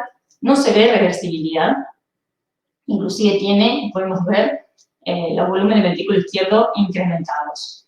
Bueno, esto fue el protocolo de un día. El paciente lleva este informe a su médico cabecera que conoce sus antecedentes y solicita que se le repita y le realicemos una evaluación de viabilidad en reposo, entonces quedando como protocolo de 2 días con nitritos, donde vemos sustancial mejoría de todos los defectos de perfusión e inclusive disminución de los volúmenes ventriculares. Por lo tanto, demostrándonos esto la relevancia de realizar en este tipo de pacientes para aquellos estudios enfocados de acuerdo a los antecedentes del paciente y sensibilizar en este caso la evaluación de viabilidad con el protocolo con nitritos. Acá otra imagen que muestra lo mismo, la imagen de protocolo de un día sin nitritos, y a la derecha la imagen de protocolo 2 días con nitritos. En escala grises. Otra utilidad del método, en este caso un paciente de 44 años, obeso, con un índice de masa corporal de 36, podemos ver entonces otras utilidades de un equipo híbrido, es el no contar con corrección de atenuación, en este caso, nos genera defectos, en este caso en la cara inferior, que pueden ser notoriamente mejorados con la corrección de atenuación.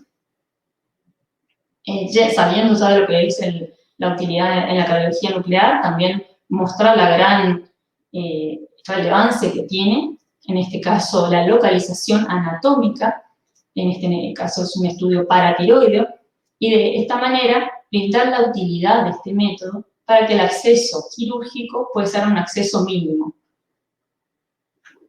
Como conclusiones, entonces las imágenes híbridas integran la información tanto metabólica como funcional con la estructural, produciendo un impacto clínico inmediato en múltiples enfermedades. Con la división de la tomografía, los estudios de medicina nuclear incrementan su certeza diagnóstica, especificidad y valor predictivo positivo. Utilizar la técnica más apropiada para cada paciente con el mejor rendimiento diagnóstico, la menor exposición a radiaciones y una aceptable relación costo-efectividad continúa constituyendo un desafío. Recordar que el todo, en este caso, es más que la suma de sus partes. Muchas gracias.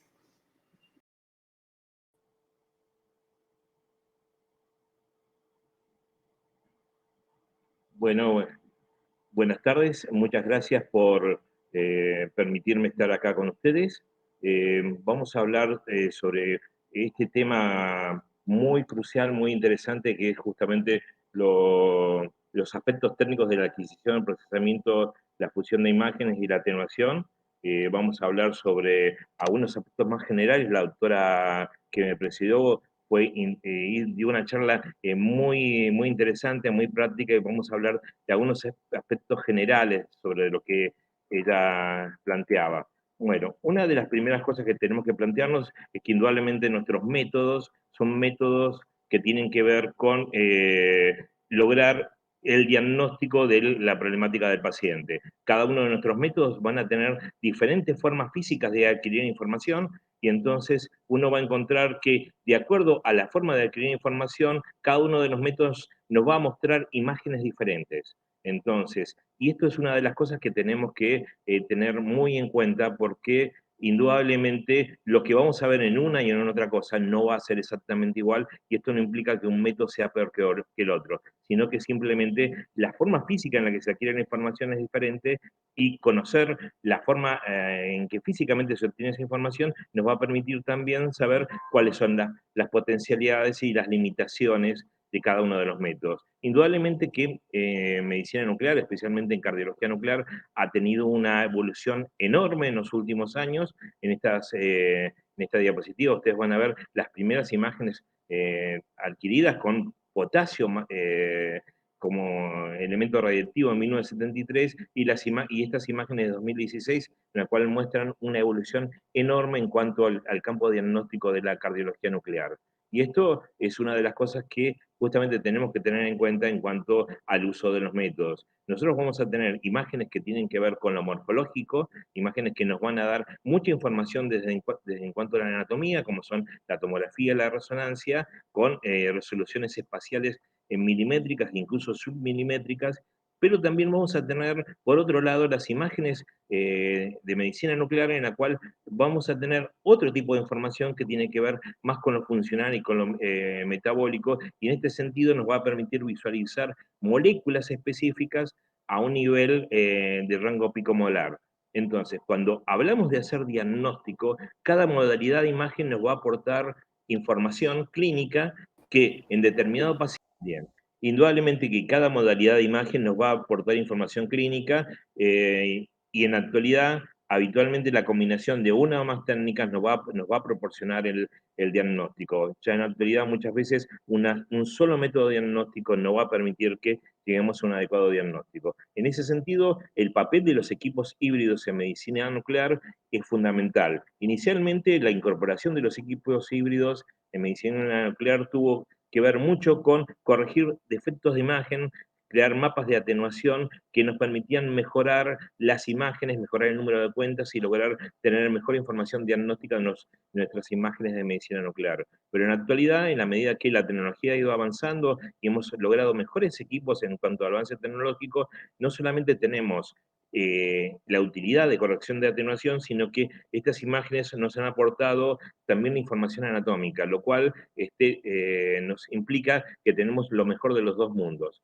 Hay una cosa que es importante, y esto lo ha demostrado la experiencia clínica y de los estudios, en que el uso de las imágenes de fusión mejora la sensibilidad en valores de hasta el 17%. O sea que, por ejemplo, para diagnosticar enfermedad coronaria, el uso de imágenes fusionadas va a mejorar sensiblemente la posibilidad de diagnóstico. Y muchas veces para la evaluación de perfusión y con la TC, aún usando la TC coronaria por separado, la información de los dos métodos va a producir modificaciones en las interpretaciones, y lo cual nos va a mejorar justamente la posibilidad de obtener un diagnóstico. Y esto muchas veces tiene implicaciones pronósticas, y en este estudio que justamente se evaluaron 324 pacientes que fueron seguidos durante alrededor de 2,8 años, uno veía que una imagen concordante en la imagen híbrida era un fuerte predictor de eventos adversos cardiovasculares en el seguimiento. Entonces, en este caso, la fusión nos permite tener no solamente mejorar el diagnóstico, sino también tener una implicación pronóstica. Indudablemente que la corrección de atenuación, usando los diferentes métodos, pero especialmente utilizando los equipos híbridos, va a aumentar la especificidad diagnóstica y especialmente nos va a permitir encarar casos como es el caso de características propias de los pacientes, en la cual muchas veces los artefactos de atenuación provocadas por artefactos de tejidos blandos muchas veces dificultan la evaluación de las imágenes. Un ejemplo de esto son justamente los pacientes obesos. Y este tipo de pacientes son justamente en los cuales la utilización de corrección de atenuación por tomografía es preferible. Entonces, esto va a disminuir la frecuencia y la gravedad de los artefactos de atenuación y va a implementar la implementación de protocolos no solamente de estrés-reposo, sino también los de only estrés.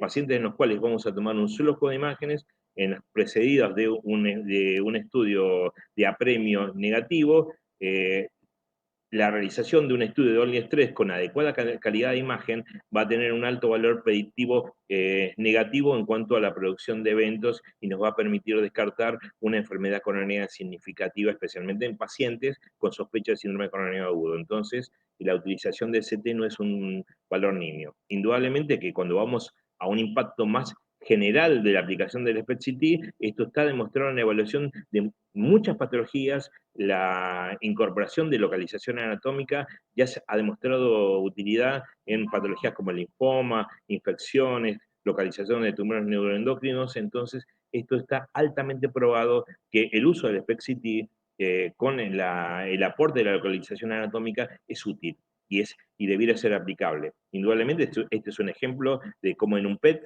la corrección de atenuación nos va a permitir mejorar la calidad de imagen, lograr tener un mejor número de cuentas y lograr tener diagnósticos mucho más certeros en cuanto a la detección de enfermedad coronaria. Una desventaja que podemos llegar a encontrar es que muchas veces, si no hay una adecuada corregistración, si hay movimientos del paciente o los mismos componentes de la corrección de atenuación, nos pueden generar de por sí artefactos. Entonces, es por esto que hay que ser muy prolijos en la adquisición de las imágenes del mapa de atenuación, las imágenes tomográficas, para lograr una adecuada corregistración, que ambas imágenes machen adecuadamente. Entonces, tener en cuenta que así uno tenga una muy buena imagen de tomografía, la imagen de tomografía nos permite hacer un correcto mapa de corrección de atenuación, la preparación del paciente sigue siendo indispensable. Lograr que pase el tiempo adecuado para que la actividad hepática, la actividad del tubo digestivo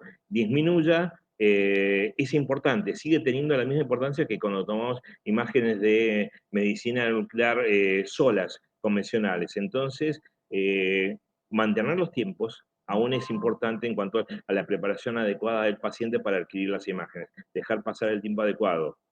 Entonces, si vamos a incorporar otros elementos que nos brinde la parte tomográfica, el score de calcio es uno de los elementos que se ha incorporado en los últimos años, nos ha permitido reestratificar el riesgo de pacientes, nos ha permitido tener una herramienta que nos va a permitir reestratificar pacientes de moderado riesgo y saber si esos pacientes son en verdad de moderado riesgo o si en verdad los podemos localizar hacia un mayor riesgo o hacia un menor riesgo. Indudablemente que la presencia de un score de calcio de 0 va a implicar a un paciente de muy bajo riesgo de tener una enfermedad coronaria significativa y también de tener eventos coronarios significativos. Esto que ustedes ven acá son las indicaciones de en qué pacientes emplear el score de calcio, especialmente en las dos grandes poblaciones de pacientes, sintomáticos y asintomáticos, y hay que tener en cuenta que esto no solamente tiene el valor de aplicación médica, sino también que la utilización de protocolos de atenuación con CT nos van a permitir usar también menores dosis de radiación y poder lograr mejores imágenes diagnósticas, lograr imágenes diagnósticas por ahí con el empleo de un método combinado, pero evitar subsecuente exposición del paciente a la radiación. Entonces esto tiene también impacto en cuanto a radioprotección. Esto es un algoritmo de cómo la información del score de calcio nos permite el manejo clínico de los pacientes y saber qué hacer, y indudablemente que cada una de las técnicas que empleemos va a tener su resolución, va a tener su sensibilidad y va a tener sus ventajas y desventajas. Conocer las bases físicas en base a las cuales esas imágenes se obtienen es importante porque nos va a permitir saber justamente cuáles son las limitaciones y cuáles son las fortalezas de cada método. Estas son algunas de las imágenes del centro en el que tengo el honor de trabajar, la Fundación Centro Diagnóstico Nuclear, y algunos de los equipos híbridos con los que trabajo, y lo más importante, el equipo humano de físicos, técnicos y médicos que permiten que una buena herramienta como es un equipo híbrido nos ayude a darle una mejor chance a nuestro paciente de tener mejores diagnósticos y mejores tratamientos. Muchísimas gracias.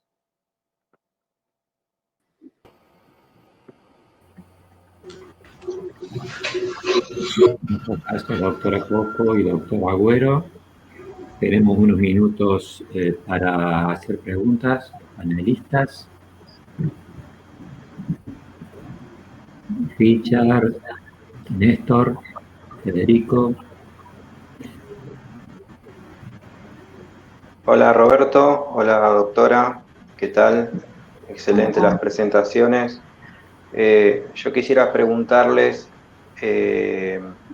si la corrección de atenuación por el método que ustedes emplean con la tomografía, si en aquellos pacientes para visualizar la cara inferior, en aquellos que no tenemos o que no tienen SPECT-CT, la posición prono sigue siendo fundamental para diagnosticar alguna hipoperfusión en la cara inferior. Hola, sí, por supuesto que sí. Es una gran utilidad la que tiene al no contar con la corrección de atenuación tomográfica. Ha ayudado obviamente por la parte clínica siempre, ¿no? Teniendo en cuenta el índice de masa corporal, nunca debemos olvidar, inclusive contando con la corrección de atenuación tomográfica, no debemos olvidarnos que la utilidad máxima se alcanza en pacientes con índice de masa corporal elevado. Así que contando con esa información de base que es relevante, se puede ver la distribución del peso del paciente, que hay pacientes con alto peso, pero con una distribución homogénea del mismo, y hay otros que tienen una distribución centrípeta del peso, y eso obviamente genera artefactos y deben ser tomados en cuenta a la hora de tomar las imágenes. Gracias. Y como bien decía la doctora Natalia Coco, el decúbito prono es muy útil, especialmente en pacientes obesos. Lo que hay que tener en cuenta es en las mujeres no descuidarse con la posibilidad de que el decúbito prono y la atenuación mamaria nos genere otro artefacto. Entonces hay que tener en cuenta que el decúbito prono sirve mucho en los pacientes obesos con hábitos, pero en las mujeres no va a resolver el artefacto de de atenuación mamaria, entonces hay que tenerlo en cuenta. Y a veces no solamente en mujeres, sino en pacientes obesos con mamas muy prominentes y densas, también generan el mismo efecto. Entonces, el decúbito prono es útil, pero hay que tener en cuenta las características del paciente. Y justamente el decúbito, los pacientes obesos son en los cuales es más útil justamente utilizar corrección de atenuación en las dos fases. Gracias. Tenemos tiempo para una pregunta más. Richard o Federico, ¿alguna pregunta? En un SPECT-CT... Hola. Hola, ¿qué tal? Buenas tardes. En un SPECT-CT, ¿cuánto me incrementa de tiempo un barrido? ¿La adquisición tomográfica? Exactamente. La adquisición tomográfica es muy rápida, a 1 o 2 minutos, y se adquiere lo que siempre más tarde es el SPECT. Así que en el plazo de 15 minutos se tiene terminado el procesamiento de la adquisición. Bien, no difiere mucho de un barrido con una cámara gamma normal, digamos. Disculpa, no escuché la pregunta. No se incrementa demasiado, especialmente los equipos que tenemos, que tienen especialmente los de mayor número de detectores, los equipos de tecnología más moderna, que permiten obtener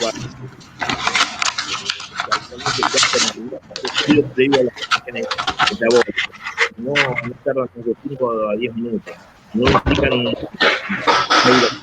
mucho mayor del estudio. Queda un minuto, Federico, si querés alguna pregunta. Sí, buenas tardes, doctora y doctor. Mi pregunta está orientada a pacientes obesos. Si usted considera que aumentando la matriz voy a obtener mejor resolución espacial al momento de la adquisición. Sí, en realidad el incremento de la matriz, la utilizada, la recomendada, de 128 por 128, es la que estamos utilizando habitualmente. Y eso tiene que ver, es un conjunto de modificaciones en el equipo lo que va a incrementar la resolución del método. Sabemos que la resolución siempre en un equipo de SPECT-CT está una resolución espacial y está a favor de la tomografía y no del SPECT. Y en eso siempre la adquisición en todo el equipo de medicina nuclear han venido batallando y generando, por ejemplo, esto que tiene que ver con los diferentes colimadores, los diferentes lo que tienen que ver con los diferentes sistemas de reconstrucción iterativa, por ejemplo, que todo va en pos de optimizar la adquisición, el procesamiento y la reconstrucción de los estudios realizados. Ok. Muy interesante tu pregunta, Federico. Ahí justamente el doctor Aguadé-Bruis hace un ratito, en una pregunta que le hicieron justamente sobre el protocolo de ONLINS 3, él hacía una reflexión. Decía que en ese tipo de protocolos el uso de 64x64 era más útil en el protocolo de un ONLINS 3 porque te permitía quizás tener menos detalle que en la de 128, pero te permitía mayor cantidad de cuentas, un mejor resumen y mejor homogeneidad como para detectar defectos de percusión significativos. Entonces, indudablemente que elegir la matrícula, qué matriz vas a usar, va a depender también de las características de lo que vos estés buscando. Si es un protocolo de ONLINS 3, ahí quizás 64x64 sea la indicación. Genial. Muchas gracias. Bueno, a continuación tenemos un intervalo hasta las 15:30, así que antes de despedirnos invitamos a todos los participantes a visitar los stands que se encuentran en el sitio de inicio. Damos por finalizado este módulo taller. Nos encontramos los cardiólogos a las 18. Agradezco muy especialmente a todos los participantes, a los panelistas y también especialmente al doctor Arja. Así que, muy bien, gracias a todos. Muchas gracias. Muchas gracias. A todos. Gracias. Muchas gracias. A todos.